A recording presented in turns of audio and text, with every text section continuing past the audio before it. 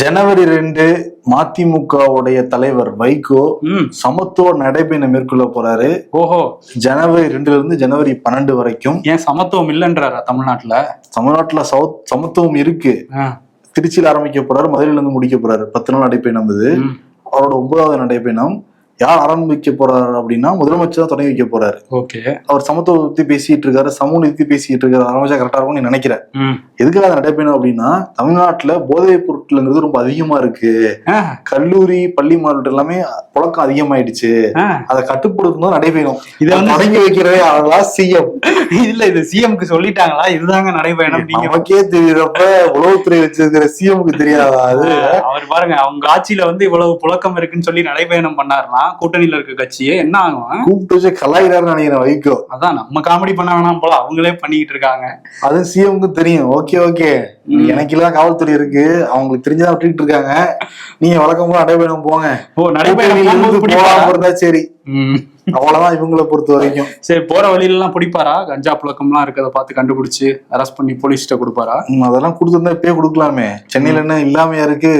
மதிமுக நிர்வாகிகள் இறக்கி விட்டோம்னா போதுமே.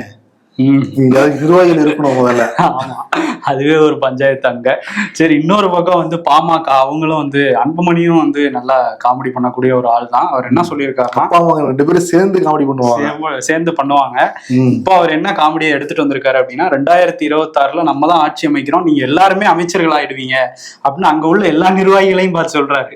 எல்லாருமே அப்படியே எல்லாரும் ஆக முடியாது, சரி 35 பேர் ஆகணும்னா கூட இவங்க தனிச்சு ஜெயிக்கணும். ஆனா அவர் ஏதோ சொல்லிட்டு இருக்காரு. சொல்றதானப்பா, காசா பணமா சொல்லி விடுறாரு, என்னமோ சொல்றாரு. அது மனசுல நினைக்க சொல்லுவாங்க.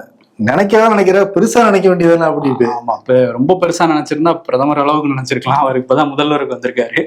இப்ப என்ன சொல்றாரு? பேராசையான வெறும் நஷ்டம். ஆமா, அதுக்கு ஒரு ஐடியாவும் வச்சிருக்காரு. சும்மாலாம் அவர் சொல்லிடல. என்னன்னா, திமுக பூத்துல இறங்கி நல்லா வேலை பாக்குறாங்க. தேர்தல் நேரத்துல நம்ம தேர்தலுக்கு முன்னாடி எல்லாம் போராட்டம் எல்லாம் நடத்தி எப்ப பார்த்தாலும் உழைச்சிக்கிட்டே இருக்கோம். ஆனா தேர்தல் நேரத்துல அந்த பூத்துல கொஞ்சம் கோட்டை விட்டுறோம், அதுல மட்டும் கவனம் செலுத்தித்தான் நம்ம ஆட்சிதான்றாரு அவரு. ஓகே, பூத்துல கவனம் செலுத்த சொல்றாரு அவரு. ஓகே, ஆனா இப்ப அப்பா அம்மாவுக்குள்ள பெரிய போராட்டம் இருக்கு. அந்த கையெழுத்து போடுற அதிகாரம் என்கிட்டதான் இருக்குன்னு சொல்லிக்கிட்டு இருக்காரு. ஆனா என்கிட்ட இருக்குன்னு ராமதாஸ் சொல்லிட்டு இருக்காங்க. முதல்ல அந்த போராட்டத்துக்கு முடிவு வரட்டும். பூத்து யார் இன்ஸ்ட்ரக்ஷன் கொடுப்பா? ராமதாஸ் அன்புமணியா? பொட்டி யார் கையில இருக்கோ அவங்க கொடுப்பாங்க. இல்ல வாக்கு பொட்டி அங்க வச்சிருப்பாங்கல்ல, அந்த டைம்ல கொடுப்பாங்க இன்ஸ்ட்ரக்ஷன்.